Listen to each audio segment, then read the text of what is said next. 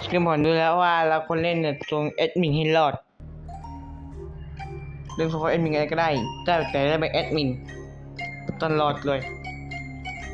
มันรอดตัวเป็นจิตสุดท้ายแล้วก็เล่นเสร็จจริงๆนะ Keep them busy for me.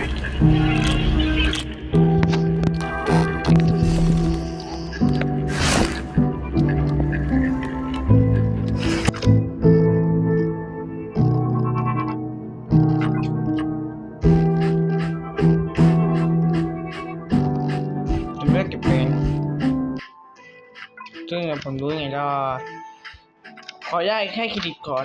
แม็กเพนจีบอลผมยันไม่สปอนเซอร์เข้าเลยแต่เพื่อนๆส่วนไหนสนใจอยากเข้าก็คอมเมนต์มาเลยเล่นมาก็ได้คนจากสปอนให้ฟรีเรื่องกันมันนี่ถ้าผมจะย้ายใช้ตัวผมได้เป็นคนจะแท็บเห็นไหมที่จะว่าผมจะรอดนะเฮ้ยมีอะไรอีกหมดไหมมันลุมเป็น I get the moon and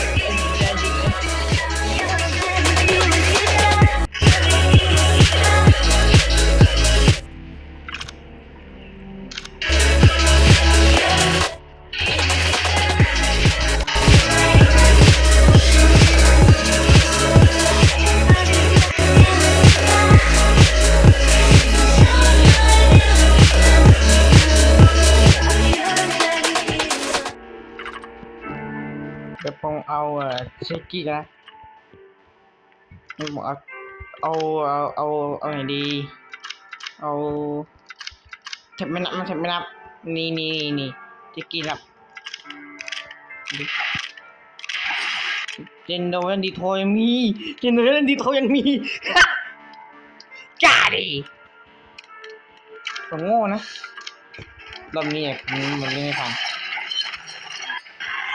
รอบนี้ผมกดสั่งแบบพวกเราจะมาชุมนุม Come over here. I can. ซึ่งผมต้องทำรีวิวให้คุณดู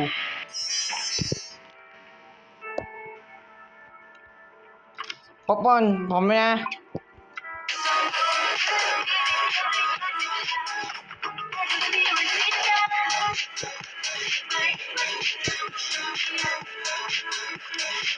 น้ำผมจะแอบกันนะตอนเลือกกันแอบกันคนในพิจิกาก็เวลาเอ็ดอินเนี่ยด้วยมันจะเอ็ดอินโอเคดีชี้ไกลไหมอันนี้เอาเลือกกันเนี่ยแอบของยักษ์เต็มนี่อันนี้ต้องทำก็เป็นฮาร์ดโบรกเป็นฮาร์ดเทิร์น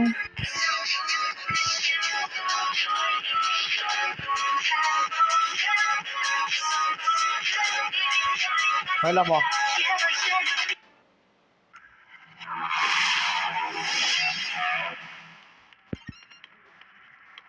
ได้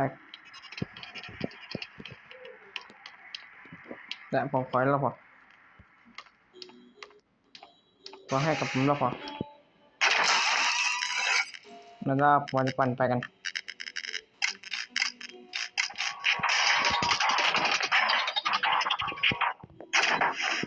แต่คุณต้องปั่นไปนะคุณต้องมีได้ที่ดีของผมเมื่อกี้นะคุณต้องออกขึ้นที่ชั่วโมงแล้วคนมาแค่คุณป้องกันฆาตกรมันเล็งคุณแล้วคุณจะได้สวนมันกลับเลยแต่คุณไม่ใช่สวนแล้วก็มันจะกลับไปซึ่งจะคุณจะใช้นะเดี๋ยวอันนี้คนจะตั้งเพื่อนกันเลยทุกคนก็นั่นไงไม่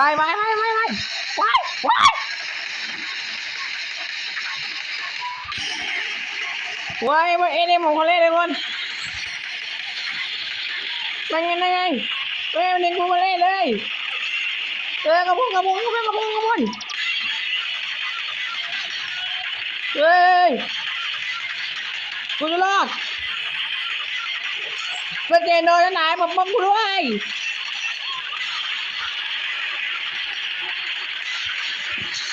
ได้ไงผมไม่รอดแล้วไม่เป็นไรผมให้ขาเขาได้แล้วผมจะเปลี่ยนอีก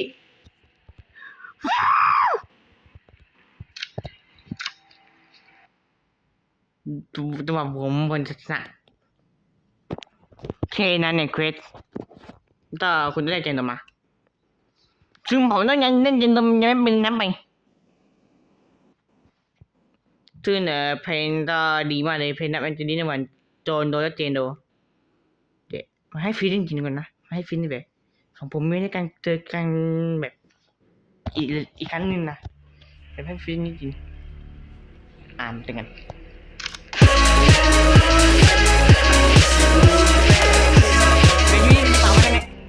มีเรื่องทีนี้เอาตังไปเลยมันเด็กฉันกึกเลยตายผมมันก็อยู่หลอดไปผมมันก็อยู่เลยต่อเจ๊ให้ไหลผมเปิดได้กี่เลยต่อเจ๊ให้ไหลตรงว่าเจนเจ๊ไปวินผมเจอพยันเจอมือแล้วจ้ะผมมันต้องเอฟก่อนผมเรียกช่างเอฟก่อนจ้ะเพราะผมก็ให้รอให้ได้ก็มันพอไปที่นี่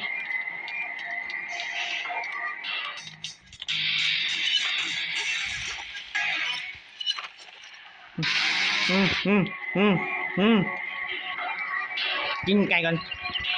ไม่บาร์บีคิวได้ไงเพื่อนผมตัวจะตายแม่งเดี๋ยวผมเขาเนี่ยบอเดี๋ยวผมไม่ทำต่อไปบอผมขอแค่นั้นเลยผมกลัวแบบนั้นมันโดนสีกันเยอะไง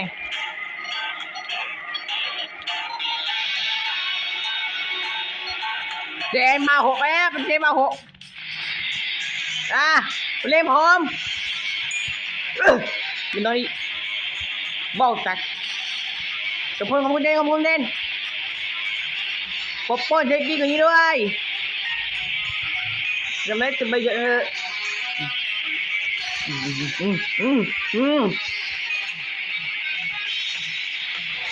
บาย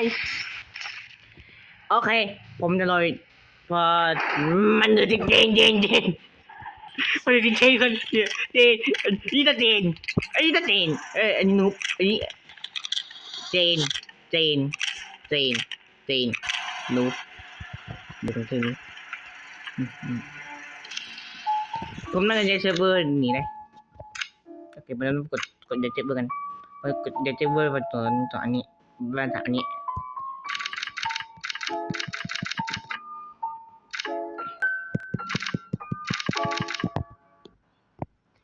โอเคบนกดเดี๋ยวเซิร์ฟเวอร์นี้